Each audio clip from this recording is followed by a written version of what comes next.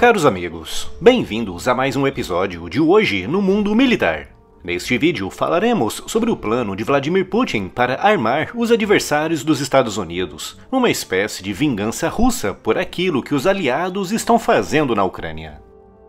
Desde o início da história humana, que povos, reinos, impérios e países lutam entre si pelo domínio e o controle sobre riquezas e recursos importantes, com essa luta sendo frequentemente direta, com ambas as forças, algumas vezes acompanhadas por aliados, se enfrentando diretamente no campo de batalha. Mas há também um tipo diferente de combate, uma forma indireta das grandes potências se enfrentarem, um tipo de enfrentamento conhecido como guerra por procuração.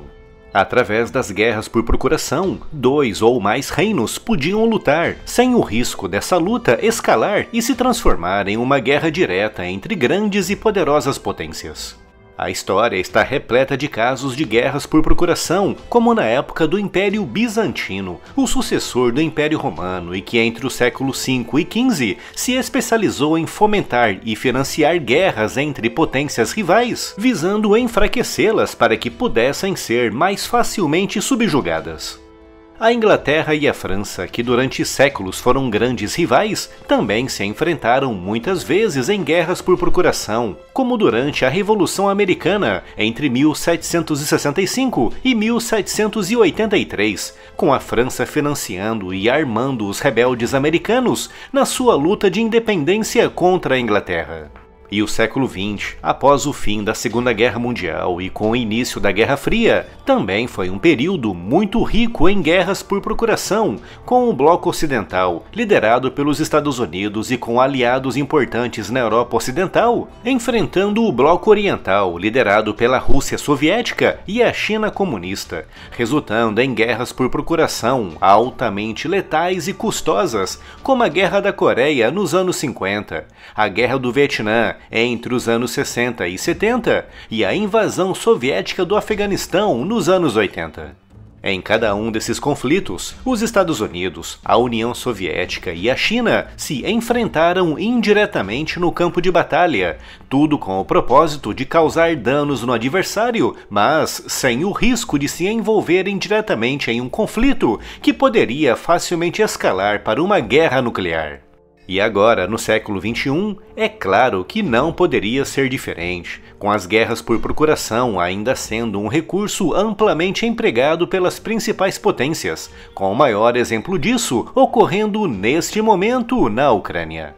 Uma comparação entre as capacidades militares da Rússia e da Ucrânia permitiria prever, em qualquer cenário, uma vitória russa rápida e esmagadora. Na melhor das hipóteses, a Ucrânia conseguiria segurar, por algumas poucas semanas, o avanço russo em um ou dois setores, mas no 1 contra 1, a derrota da Ucrânia frente à poderosa Rússia seria mesmo inevitável. No entanto, hoje, 2 anos e 3 meses depois, a Ucrânia ainda segue viva no conflito, tendo inclusive libertado dezenas de milhares de quilômetros de áreas que estavam sob ocupação russa, mantendo neste momento uma guerra de atrito tremendamente custosa para ambos os lados, frustrando os planos de Putin de anexar e assimilar novos territórios para a Rússia, com a Ucrânia conseguindo isso graças unicamente à guerra por procuração entre os Estados Unidos, OTAN e a Rússia.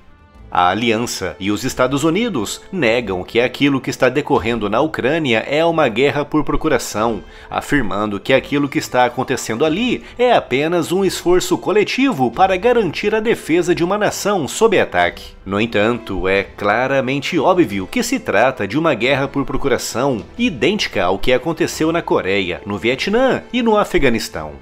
Através da Ucrânia, os Estados Unidos e alguns membros da OTAN estão desgastando profundamente a Rússia, obrigando Putin a gastar ali recursos humanos e materiais preciosos que, de outra forma, poderiam ser usados contra interesses ocidentais em outras partes do mundo. Putin, obviamente, sabe disso e está sentindo em primeira mão os efeitos de todo esse apoio ocidental à Ucrânia, levando-o a dizer no dia 5 de junho que se sente à vontade para fazer o mesmo, ou seja, que a Rússia poderá fornecer armas aos adversários naturais dos Estados Unidos e dos demais países que apoiam diretamente a Ucrânia. Putin não deu nenhum detalhe sobre o seu plano, mas dá a entender que a Rússia poderá armar países como Venezuela, Irã, Síria e Coreia do Norte com armas de longo alcance que esses países não operam para que sejam usadas contra interesses ocidentais.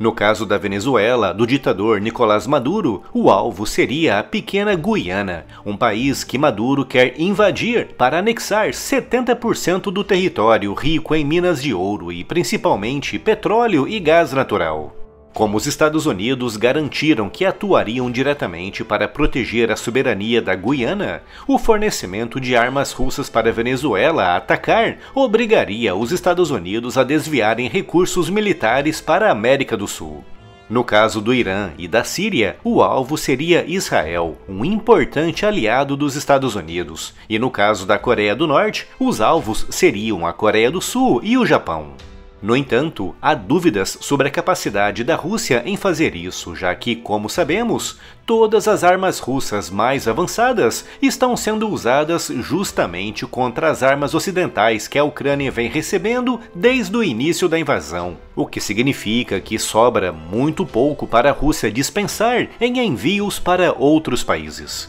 E aliás, o que estamos vendo é justamente o contrário, com países como Irã e Coreia do Norte fornecendo armas para a Rússia conseguir manter o ritmo e a pressão da sua invasão. Isso mostra que muito dificilmente a Rússia conseguiria fornecer quantidades de mísseis do tipo hipersônicos ou de muito longo alcance aos adversários e inimigos naturais dos Estados Unidos e dos membros da OTAN que estão enviando armas para a Ucrânia, pelo simples fato da Rússia não ter, nesse momento, um excedente dessas armas em seus estoques. Com a análise dos destroços encontrados na Ucrânia mostrando que muitos dos mísseis russos mais avançados e de longo alcance lançados contra o país foram produzidos nas últimas 4 ou 5 semanas. Ou seja, o ritmo da invasão é tão forte e intenso que a Rússia é obrigada a produzir hoje aquilo que vai lançar amanhã.